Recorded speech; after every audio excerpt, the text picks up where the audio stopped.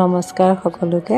যোৱাকালি আমি বিশ্বনাথ ডিষ্ট্ৰিক্ট বাগমৰা ব্লকৰ ফালৰ পৰা গুৱাহাটীত গৈছিলোঁ, য'ত বায়'চেলাৰ মিট প্ৰগ্ৰাম আছিলে।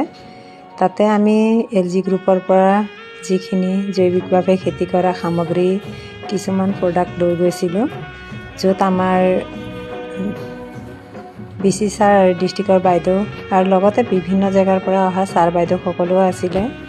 তাতে আমাৰ বিভিন্ন জেগাত বিভিন্ন ডিষ্ট্ৰিক্টৰ পৰা য'ত জৈৱিকভাৱে খেতি কৰে তেওঁলোকেও নিজৰ নিজৰ সামগ্ৰীখিনি লৈ আহিছিলে। তাতে ক্ৰেতাসকলে আমাৰ সামগ্ৰীখিনি চাব আহিছিলে। আৰু আমাৰ আছিলে ৰঞ্জিত ধান আৰু ধানৰ চাউল, বৰা চাউল আৰু ক'লা বৰা চাউল, এইখিনি আছিলে আমাৰ। আৰু বাকীখিনিও লৈ আহিছিলে, নিজৰ নিজৰ যিখিনি জৈৱিকভাৱে কৰিছে সেইখিনি সামগ্ৰী লৈ আহিছিলে।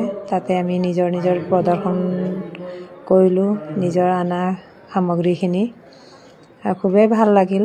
আমাৰ এইখিনি সামগ্ৰী এতিয়া আৰু বিক্ৰী হ'ব ভালকৈ, জৈৱিক হিচাপত উচিত মূল্য মহিলাসকলেও পাব বুলি আশা ৰাখিলোঁ।